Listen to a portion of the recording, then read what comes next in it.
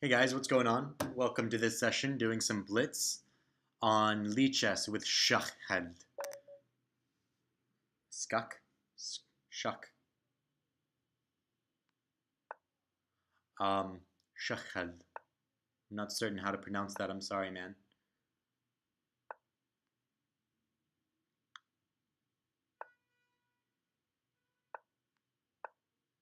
Play it this way. I'm not going to let him get in e5. Castle, and then I'm going to play for c5. Yeah.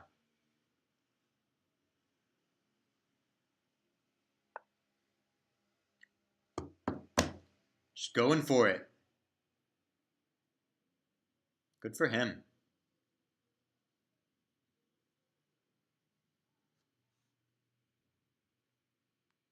Play here to control this. But he says, you're not controlling anything. So knight takes, pawn takes.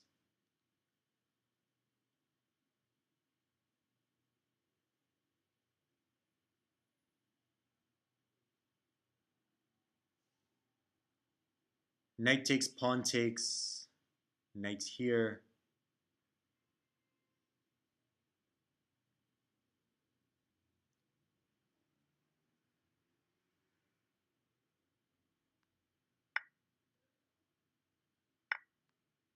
Knight here, and I think his position is just going to be just as cramped as mine.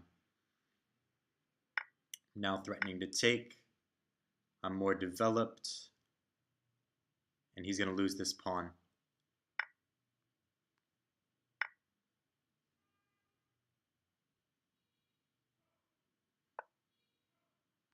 Take en passant. Takes, takes. Now he has this weak d3 pawn. I'm still covered here. So yeah, I'm good. I think I should be fine here. Oh, ooh, I want to do bad things to you, son.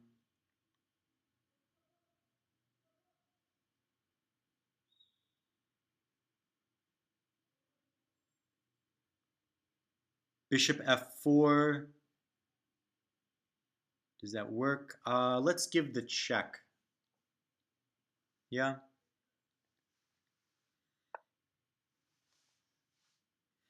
Okay, so now I have some development issues that I need to take care of.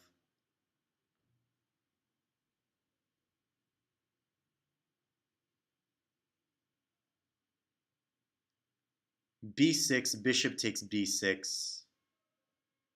Bishop a6, that doesn't work. But it's definitely an idea. Definitely an idea. What about bishop here? Pawn here. That causes me issues. How about bishop e6? Bishop e6. Yeah, bishop e6. Threatening bishop check. If bishop b7, there's rook b8. I'm currently covering h3, so rook h3 doesn't work.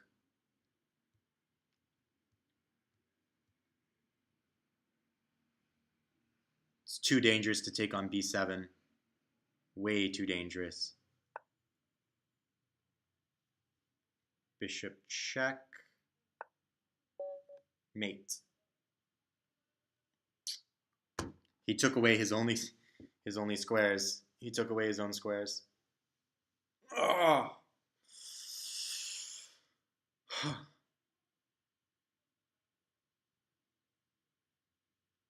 take a look at that game. Oh, it's only 6. I'm gonna upload this video anyway because it makes me feel good about myself. But in my last video, so I recorded a video just before this, talking about how I've sort of not sandbagged, but like reverse sandbagged my rating, because every time I have been doing a seek, I keep on getting people in there like high 1700s, which I am worried has artificially inflated my rating. And by artificially inflated, I mean I've done 3 or 4 months now of intense tactical training. I'm up to like 1900. I'm doing 1900 to 2000 problems on chesstempo.com. So you could say that tactically I'm expert level, maybe above expert level. Uh,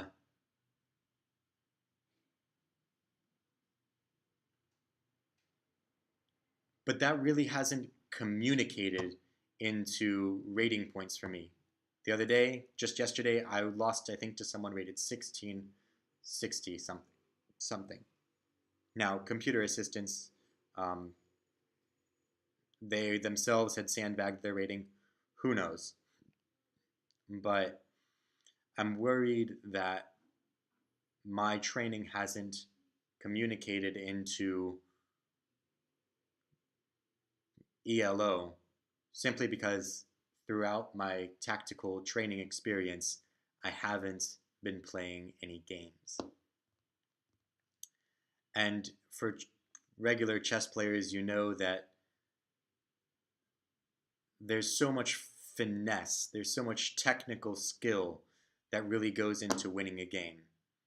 Tactics are fine, but there's a lot of like just those little moves, those little threats or those little, cover the c4 square for one move sort of flips the tide of the game. That one prophylactic thing that just ends your opponent's attack. And while my tactical vision has far increased, my finesse has stagnated or gone down because I haven't been playing.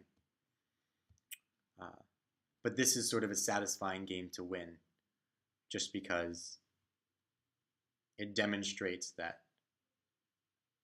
first winning against like the 1850 player before this and then winning against this 1888 sort of demonstrates that I am sort of where I need to be.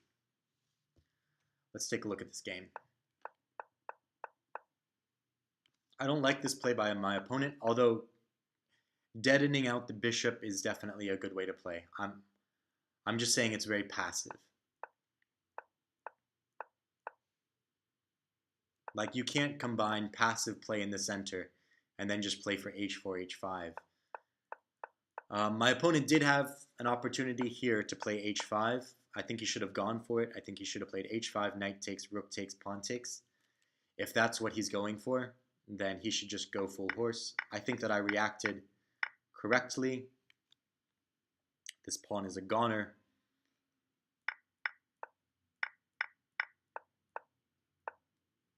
This check took me a second to see. Took me some time to see this. So maybe my opponent should just castle here.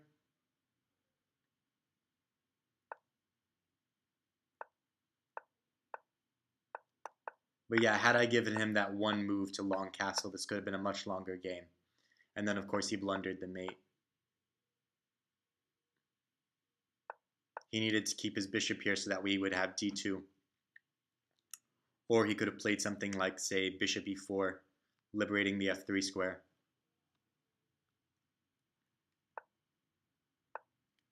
Checkmate.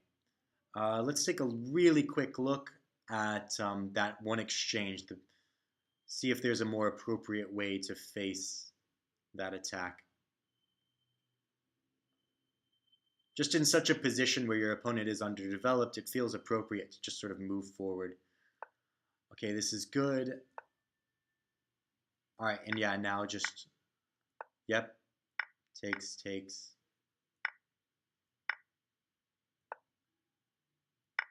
en passant, bishop takes. It doesn't want me to give the check, interesting. So bishop here, and if long castles, it wants me to take on a2, I guess. If long castles, take, yeah.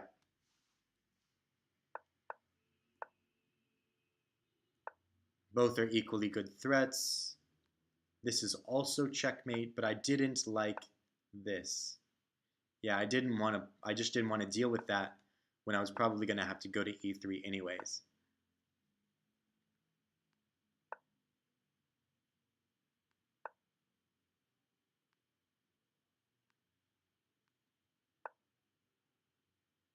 This is another pawn for me. I can take and just take. Takes. Oh no, because I'm b7 is hanging.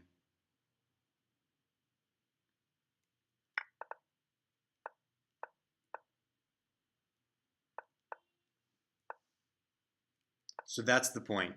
Here, and now he's blocked off b7, and now I definitely can play this.